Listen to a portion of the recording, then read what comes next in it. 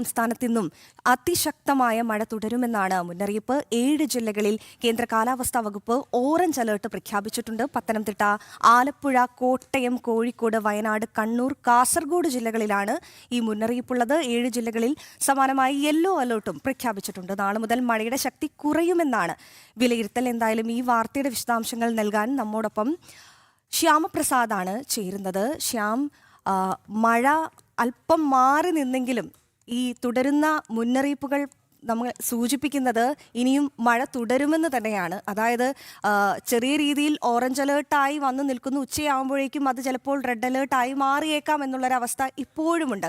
അപ്പോൾ സംസ്ഥാനത്തെ മഴ സാഹചര്യം ഇന്ന് ഏത് രീതിയിലാണ് കാലാവസ്ഥ പ്രവചിക്കുന്നത്? ഏതെല്ലാം ജില്ലകൾക്കാണ് മുന്നറിയിപ്പുള്ളത്?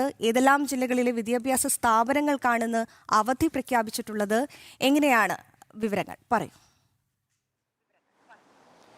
Krishnaraj, Arya, good morning. എന്തായാലും സംസ്ഥാനത്തെ അതിശക്തമായ അതിതീവ്രമായ മഴയ്ക്ക് തന്നെ സാധ്യതയെന്നാണ് കേന്ദ്ര കാലാവസ്ഥാ വകുപ്പിൻ്റെ മുന്നറിയിപ്പുള്ളത്. 7 ജില്ലകളിലാണ് നിലവിൽ ഓറഞ്ച് അലർട്ട് തുടരുന്നത്. പത്തനംതിട്ടയും ആലപ്പുഴയും കോട്ടയം, കോഴിക്കോട്, വയനാട്, കണ്ണൂർ, കാസർഗോഡ് ജില്ലകളിലാണ് ഈ ഓറഞ്ച് അലർട്ട് തുടരുകയും ചെയ്യുന്നത്. ഒപ്പം തന്നെ തിരുവനന്തപുരം, കൊല്ലം, ഇടുക്കി, കണ്ണൂർ, കോഴിക്കോട്, മലപ്പുറം ജില്ലകളിൽ യെല്ലോ അലർട്ട് കൂടി പ്രഖ്യാപിച്ചിട്ടുണ്ട്. എന്തായാലും തെക്കൻ ജില്ലകളെ അപേക്ഷിച്ച് വടക്കൻ മധ്യ കേരളത്തിലടക്കമാണ് ശക്തമായ മഴയ്ക്ക് സാധ്യതയുണ്ടെന്നാണ് നിലവിൽ ഇന്നത്തെ ഈ മണിക്കൂറുകളിൽ കാലാവസ്ഥാ നിരീക്ഷണ കേന്ദ്രം പുറപ്പെടുവിച്ചിരിക്കുന്ന ഈ മുന്നറിയിപ്പുകളിലുള്ളത്. എന്തായാലും മുന്നറിയിപ്പുകളിൽ പ്രകടമായ മാറ്റങ്ങൾ ഉണ്ടാകാം വരും മണിക്കൂറുകളിൽ.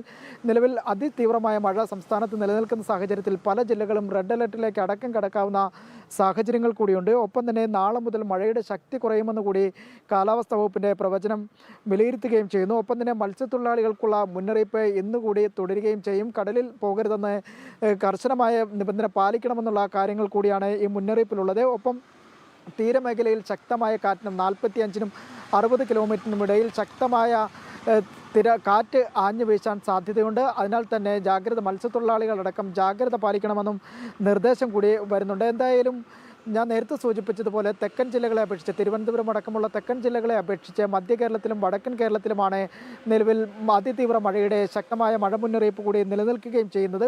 ഒപ്പം തന്നെ ഇന്ന് 8 ജില്ലകളിൽ അവധി പ്രഖ്യാപിച്ചിട്ടുണ്ട്. നിലവിൽ കാസർഗോഡ്, കണ്ണൂർ, കോഴിക്കോട്, വയനാട്, തൃശ്ശൂർ, പത്തനംതിട്ട, കോട്ടയം, ആലപ്പുഴ ജില്ലകളിലാണ് ഈ അവധി പ്രഖ്യാപിച്ചിരിക്കുന്നത്. ഒപ്പം തന്നെ ദുരിതാശ്വാസ ക്യാമ്പുകളായി പ്രവർത്തിക്കുന്ന ഇടുക്കിയിലെ സ്കൂളുകളിലടക്കം അവധി പ്രഖ്യാപിച്ചിട്ടുണ്ട്.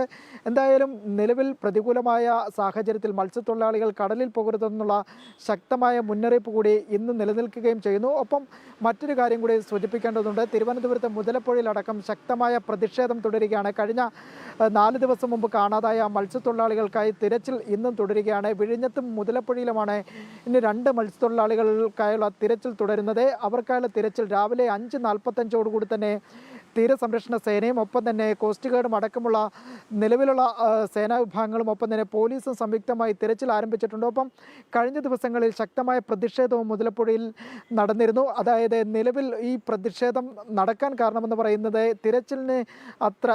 തിരച്ചിൽ അത്ര ഊർജിതമല്ല എന്ന് കാണിച്ചുകൊണ്ട് തന്നെയായിരുന്നു. മത്സ്യത്തൊഴിലാളികളടക്കം രംഗത്ത് വരുന്നൊരു സാഹചര്യമുണ്ടായിരുന്നു. അതായത് തിരുവനന്തപുരം ജില്ലയുടെ ചുമതലയുള്ള മന്ത്രി CP ജോണിനെ അടക്കം അവിടെ എത്തി ഇത്തരത്തിൽ കാര്യങ്ങൾ പറയുന്ന തരത്തിലേക്ക് മത്സ്യത്തൊഴിലാളികൾ എത്തുകയും ചെയ്യുന്നു. മന്ത്രി CP ജോൺ ഇന്നും രാവിലെയോടുകൂടി തന്നെ തീരമേഖല സന്ദർശിക്കുമെന്നാണ് നമുക്ക് ലഭ്യമാകുന്ന വിവരം. അങ്ങനെയെങ്കിൽ നിലവിൽ മത്സ്യത്തൊഴിലാളികൾ ഉന്നയിക്കുന്ന പ്രധാനപ്പെട്ട ആവശ്യമെന്ന് പറഞ്ഞു കഴിഞ്ഞാൽ അവരെയും കൂടി പോലീസിൻ്റെയും കോസ്റ്റ് ഗാർഡിൻ്റെയും തിരച്ചിൽ സംഘത്തിൽ ഉൾപ്പെടുത്തണമെന്നുള്ള ആവശ്യം കൂടിയാണ് അവർ ഉന്നയിക്കുന്നത്. പ്രധാനമായും അവർക്ക് കടലുമായി ബന്ധപ്പെട്ടും ആ ഭാഗം ഏത് മേഖലയിലാണ് ഇത്തരത്തിൽ അപകടമുണ്ടായെന്നുള്ള കാര്യം വ്യക്തമായി അറിയാം. അതിനാൽ തന്നെ അവരെയും കൂടി ഉൾപ്പെടുത്തി ഇത്തരത്തിൽ തിരച്ചിൽ ഊർജിതമാക്കാനായിരിക്കും ഇനി ജില്ലാ ഭരണകൂടത്തിൻ്റെ തീരുമാനം.